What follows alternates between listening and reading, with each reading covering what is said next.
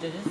Today I, Hajino Dungwai, and my friend Thambini Tibon, we feel very privileged to represent our school, Dbhss University, on this wonderful day of science exhibition.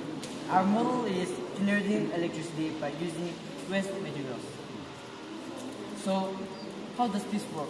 Well, basically, we will burn some waste materials like non-biodegradable materials which cannot be recycled, and using it, we will generate electricity which will help us in our lives.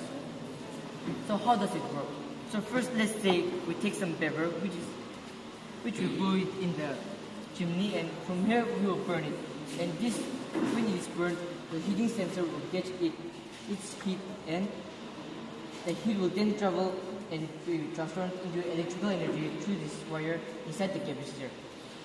So what this capacitor does is it gives the energy within inside, so that whenever we transform it into the battery, the capacitor or the battery doesn't explode, and the capacitor will control it. And this capacitor is AC voltage, and the heat which generates electricity is DC, so we also need to transform it. So here, from the battery, we will measure the voltage using the multimeter, and then send it to the LED bulb so that the amount of electricity is not a lot, and the LED bulbs won't explode. And now, one major flaw about this is that the pollution that comes out of it. This is very dangerous. So, in order to control it, we will attach a pipe on the top of the chimney, which will enter the small container here, and from here we will pour water so that the water filters the dirty gas.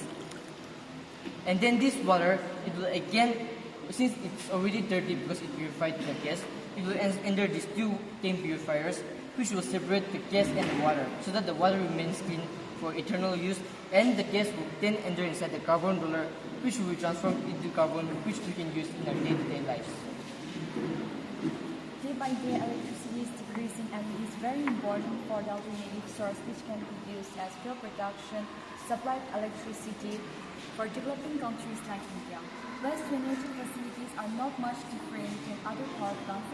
They have generators to produce electricity, for example like coal, petroleum, diesel, uranium, etc., which contains a limited quantity which could be up to 70 to 80 years. But here in this model, we are generating electricity from waste materials.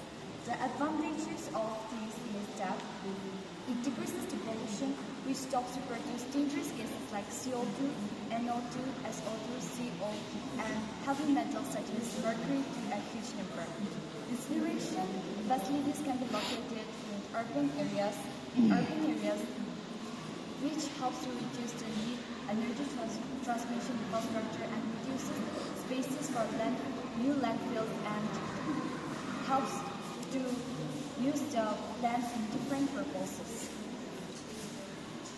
Incineration helps many biodegradable, non-biodegradable waste that would otherwise help to contribute landfills or pollution. It reduces the volume of waste and minimizes the environmental impact. Unlike some renewable resources like solar, wind, or hydroelectric power, this waste incineration can provide a steady source of energy since waste is available consistently. By safely disposing of solid waste, management, and hazardous waste, it protects public health and environmental management.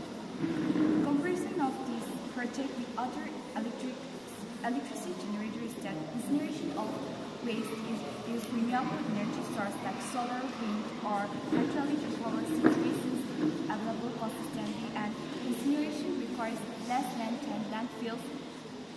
But renewable energy like solar, wind, or hydroelectric power project can often coexist with the other landfills. Incineration offers a steady source of energy, unlike some renewable sources that can be intermediate due to the weather conditions.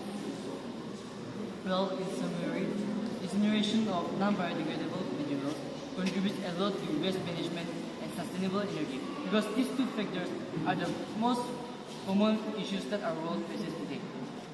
And as for this project, we don't have no flows, because even the ones made in Japan and France, they have a flow where they can't control the pollution. But here we have a pollution controller, which helps us to use this model in our day-to-day life.